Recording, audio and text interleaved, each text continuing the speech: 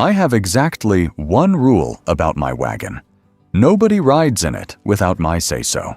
Not my ranch hands, not the county sheriff, not even my own mother on her best Sunday. That rule had held for 11 years without a single exception.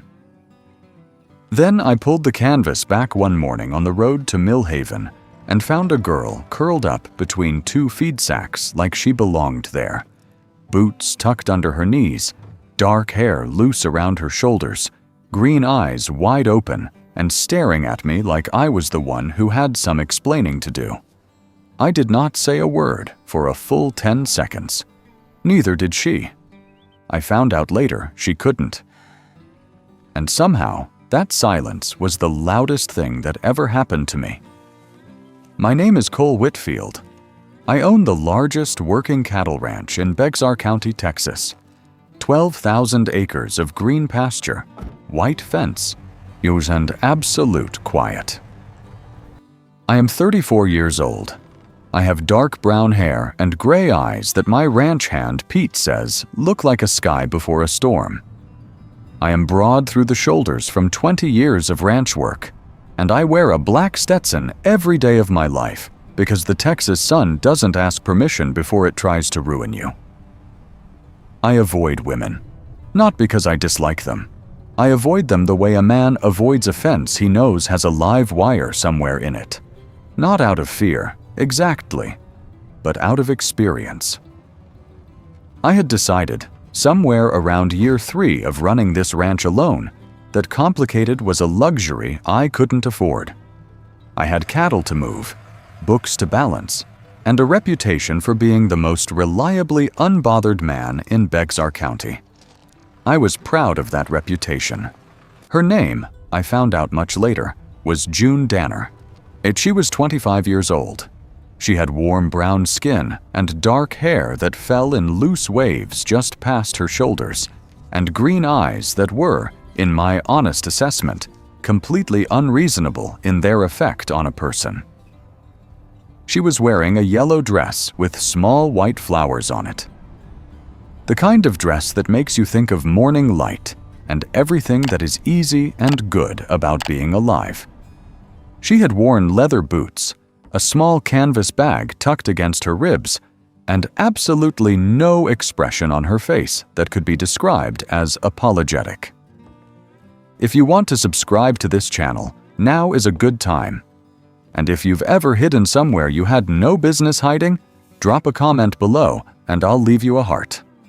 I had left the ranch at 4 in the morning, heading for the Millhaven feed supply. But my wagon was loaded with empty grain sacks going back for a refill. A routine I'd done 40 times if I'd done it once. I pulled off the road around 6 to check the hitch on the back axle, and that's when I heard something shift in the wagon bed. I lifted the canvas. She looked at me. I looked at her. The sun was barely up. The road was empty in both directions. There was a meadowlark singing somewhere in the brush, which felt deeply inappropriate for the moment. I said, "You want to explain what you're doing back there?" She looked at me steadily. Then she reached into her canvas bag, pulled out a small notepad, and wrote something in neat, quick handwriting. She held it up. It said, "Please don't take me back." I said, "You can't talk?" She shook her head once, not embarrassed, not apologetic, just a fact, presented cleanly. I said, "Knots, are you in some kind of trouble?" She nodded, then wrote, "Getting married today." Did not agree to it. I read it twice. I looked at the dress. I looked at the boots, worn at the heel in a way that told a whole story I hadn't asked for yet. I looked at the canvas bag, small enough that whatever she'd packed in a hurry, and with the understanding that she was not coming back. I said, "Where are you from?" She wrote, "Harmon Creek, 12 miles back." I knew Harmon Creek.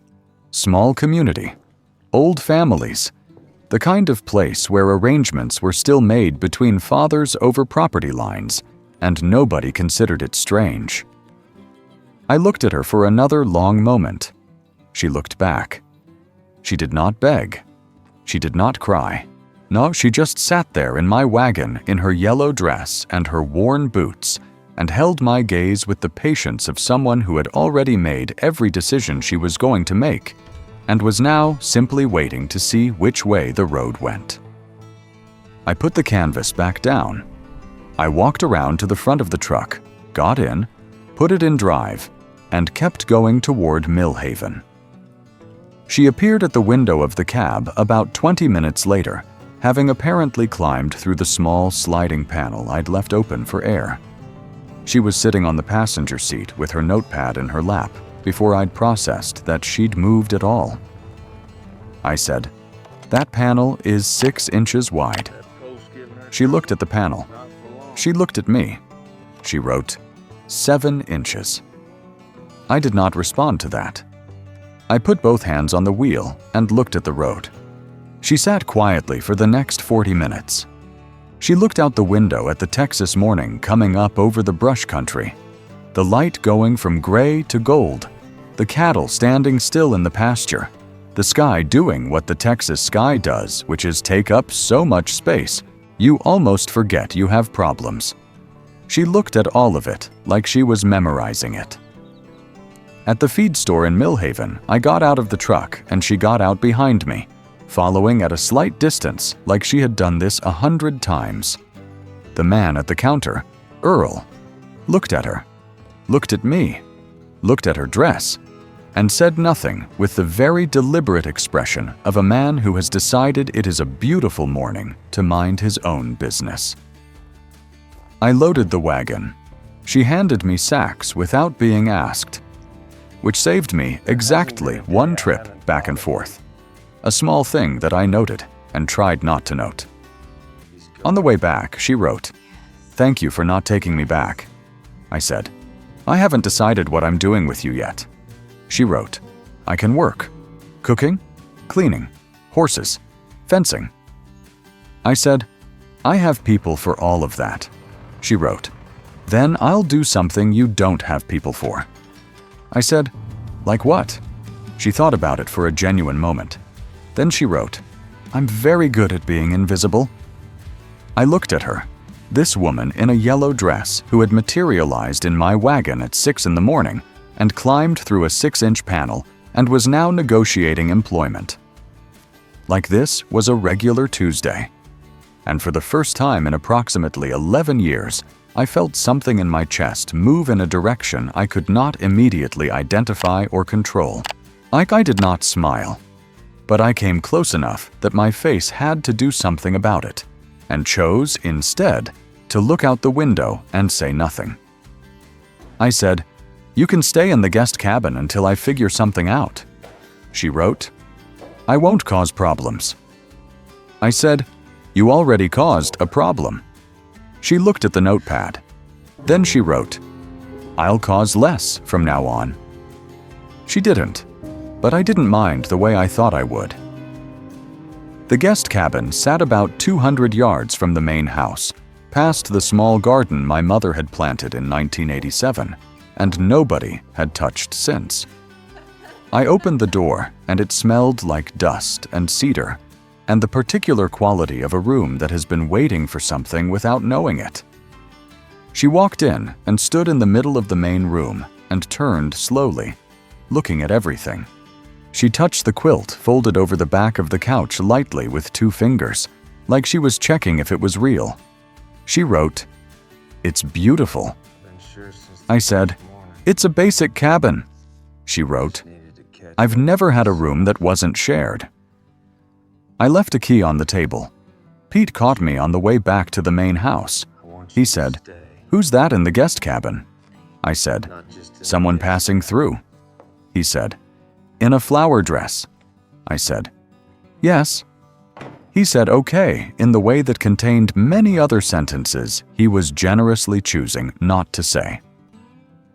I walked back to the house and did not discuss it further. She was at breakfast at 6:30. I had not actually expected her to be, but she was sitting at the kitchen table in a clean version of yesterday's dress, her notepad on the table beside her coffee cup, which she had apparently already found and made herself. She had also washed the 2 mugs in the sink that I'd left from the night before, which I had not asked her to do. I sat down across from her.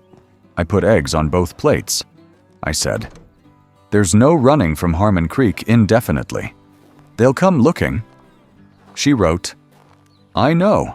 I said, "What do you want to do about it?" She wrote, "I want to exist somewhere they don't think to look." I said, "This ranch is the most visible property in the county." She wrote, "Which is why they won't think to look here." I looked at her. She had a completely unreasonable kind of logic that arrived from angles I hadn't anticipated and landed before I could argue with it. I said, "I'm not in the habit of hiding people." She wrote, "You're not hiding me. I'm just staying in your guest cabin." I said, "That is a technical distinction." She wrote, "I'm good at those." I realized I was almost smiling again. I looked at my eggs. The thing about June Danner was that she was everywhere without being intrusive. She appeared in the stable one morning brushing down the gray mare, Molly, who had not allowed anyone to brush her left flank in 2 years without trying to take their arm off. And yet there was June doing it in smooth, even strokes while Molly stood perfectly still. I stood in the stable doorway for a full minute before June noticed me. When she did, she just lifted a hand in a small wave without stopping. I said, "How did you get her to let you do that?" She wrote, "I didn't push. I just stood there until she got curious." I said, "That's the strategy?" She wrote, "It usually works." I had the distinct and uncomfortable sensation that we were not entirely talking about the horse. She started doing small things around the property. She cleared the dead growth from my mother's garden and started something in the northeast corner that turned out to be a kitchen herb plot. Basil, rosemary, thyme, growing out of what had been bare dirt for years. She mended a split in the garden fence that had been on Pete's list for 3 months. Pete watched all of this with his arms crossed and the expression of a man watching a tide come in slowly, knowing full well what was at the end of it. It was 3 weeks in when the truck from Harmon Creek came down my drive. A man named Roy Pruitt got out, 50s, gray-haired, with a reputation as someone who believed strongly in arrangements being honored. He said, "Mr. Whitfield, I think you may have something of mine on your property." I said, "I don't believe I do." He said, "Not young woman, green eyes. She was supposed to be at a wedding 3 weeks back." I said, "I'm not familiar with anyone by that description." He looked at the guest cabin, which had a small curl of smoke coming from the chimney. He said, "I'll come back with a better argument." I said, "Bring all the arguments you want. The road's the same length either way." He got back in the truck and drove out. Pete appeared from around the corner of the barn. He said, "Storm-colored eyes." I said, "Go fix the fence on the east pasture." He went, smiling. I found June in the garden, kneeling in the dirt. She had heard the truck arrive. I could tell by the stillness in her shoulders. She looked up at me when I came around the corner. I said, "He's gone." She wrote, "He'll come back." I said, "Yes, with a lawyer. I probably..." She wrote, "You don't have to fight for me." I said, "I know." She wrote, "Cole." I hadn't heard her write my name before, which is a strange thing to say. Writing isn't hearing. But there was something about seeing my name in her handwriting that made it different from the way people said it every other day of my life. I said, "I want to." She stared at me. The Texas morning light was coming through the garden trellis, and she was looking at me with those green eyes and no expression I could fully parse. She wrote, "Why?" I thought about the morning in the wagon, about the 7-inch panel, About Molly letting her brush the left flank. About the kitchen herbs coming up in the northeast corner of a garden empty for 7 years. About the way she sat next to me in the truck and made silence feel like company instead of absence. I said, "Because you showed up, and you didn't ask me to make room, and somehow there was room anyway." She looked at the notepad for a long time. Then she wrote, "That's the best thing anyone has ever said to me." The attorney in San Antonio was a woman named Harmon Gaines, who made one call to the Wright County office, filed 2 documents, and sent Roy Pruitt a letter of such clean legal precision that he did not come back down my drive again. She told me June had every right to be exactly where she was, and the arrangement in question had 0 legal standing in the state of Texas in 1997.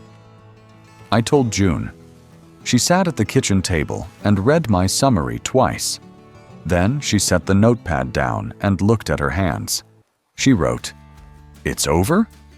I said, "It's over." She wrote, "Just like that." I said, "Good attorneys are faster than bad problems." She looked up. Her eyes were bright in a way I hadn't seen before, and I realized she was trying not to cry. Not sad crying. The other kind. The kind that happens when something you've been braced against for a long time suddenly stops pressing. I reached across the table and put my hand over hers. She went very still. I stayed very still.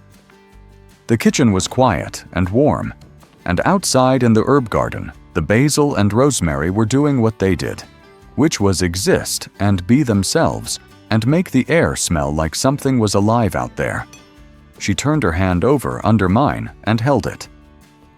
Pete knocked on the back door at exactly that moment, looked through the window glass at the 2 of us, and turned and walked away without knocking at all.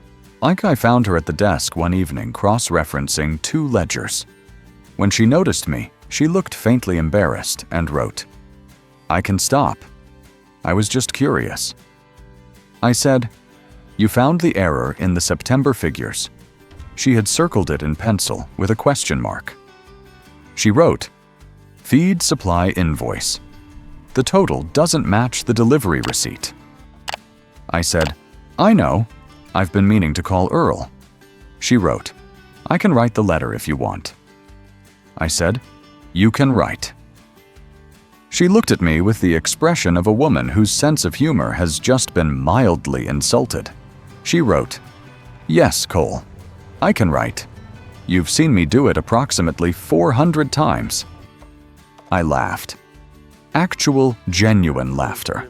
The kind that comes from a place you haven't visited in a while. She looked at me with wide eyes. And then she smiled. Small and real and entirely involuntary. And the 2 of us sat in the study at 9 o'clock at night with the lamp making a warm circle on the ledger books. And I thought, there it is, right here. Sitting at my desk in a pale blue dress, circling an accounting error in pencil. I said, "June?" She wrote, "Yes?" I said, "I want you to stay." She set the pencil down. She wrote, "I want to stay." I said, "Not just in the guest cabin." She was very still. The ranch outside was quiet, the way it's quiet at 9 o'clock when the work is done and the animals are settled. She wrote, "Are you sure?" I said, "I've been sure since the first morning. I just needed to catch up to myself." She stood up from the desk and walked across the room toward me, and I stood there and let her, which is something I would have told you 11 years ago was a thing I would never do. She stopped in front of me and put her hand flat on my chest, directly over the place where something had been moving in directions without names. Since the morning she'd appeared between my grain sacks, I put my hand over hers. I said, "I love you." She looked at me for a long moment. Then she picked up the notepad and wrote, "I love you, Cole Whitfield. You unbothered, impossible man." I smiled. For real this time. The kind Pete had been reporting from 100 yards since the beginning. full and unguarded, and entirely out of character for a man of my established reputation. She looked at that smile like it was the best thing she had ever seen. If you've been listening this far, you already know this isn't the kind of story that turns out the way a man plans. If you haven't subscribed yet, do it now. And drop a comment about the last time someone showed up unexpected and turned out to be exactly the right thing. I'll leave you a heart. She moved into the main house that Saturday. Pete treated it with the ceremony of a man who had been waiting for this specific event for a significant portion of his adult life, and he made absolutely no attempt to disguise his satisfaction. That fall, we got married at the ranch. Small ceremony. Pete as witness. Harmon Gaines drove up from San Antonio. Mrs. Calloway brought a cake that was excellent and 3 times larger than necessary. June wore a white dress that was still simple. Still hers, with flowers that Pete had cut from the garden she'd grown. The same garden that had been empty for 7 years before she arrived, and cleared the dead growth and put her hands in the dirt and decided something ought to grow there. She wrote her vows. I read them aloud, her words in my voice, and it was the closest thing I've ever experienced to hearing her speak. They were direct and unhurried and exactly right. I said mine out loud, which was harder, because I am a man who has spent 11 years keeping things interior. I said, June Danner came to my ranch by hiding in my wagon to escape a wedding she hadn't agreed to, and she has never once done anything she hadn't agreed to since. Or she showed up without asking permission, and she stayed without asking permission, and she planted a garden in dirt that had been empty for 7 years, and she made room in a man who had decided, very firmly, that there was no room. I don't know how she did it. I know it started with a 7-inch panel and a notepad, and green eyes that had no business being that color in this light. She was looking at me with the expression I had learned in the months of her presence. The one she wore when something had reached her all the way in, past the practical and the careful, down to the part that is just a person standing in the world wanting to be known. She wrote on the notepad, which she was holding in her bridal bouquet hand, and turned it to face me. I knew the panel was 7 inches. I checked. I laughed. In front of everyone. For the second time in my life at this ranch, which is twice more than I had budgeted for when I drew up the original plan. Pete was crying by the end, which he denied completely, and continues to deny to this day. She smiled back, not small this time, not contained, not involuntary. Full and warm and entirely on purpose, because June Danner had decided a long time ago that if she was going to feel something, she was going to feel it completely. That evening on the back porch, she wrote, I have never felt this before, existing somewhere that is mine. I said, it's yours. She wrote, we're. I said, what? She wrote it again, pointing, we're. It's ours. I looked at the 12,000 acres, the white fences, the cattle quiet in the evening field, the herb garden in the northeast corner, the stable where Molly had let herself be brushed by someone who didn't push, just stood there until the horse got curious. I said, yeah, it's ours. She leaned into my side. I put my arm around her. The Texas sky went dark and full of stars, the way it only does out here, away from the city lights, where the sky gets to be everything it actually is. I never had a rule about that, about the stars. Some things you just look at and let be. I reckoned she was always going to be that for me. The thing I looked at and let be, because she was already everything, and adding rules to everything is a sure way to end up with nothing. That's the story of how a girl hid in my wagon to escape a wedding, and I ended up at one. If any part of that sounds familiar, if you've ever hidden somewhere you had no business hiding, or stayed somewhere you hadn't planned, or found something in a place you weren't even looking? Drop it in the comments below. I'll leave you a heart. And if you've been listening this long and you're not subscribed yet, well, the panel's only 7 inches, but you'll find your way through.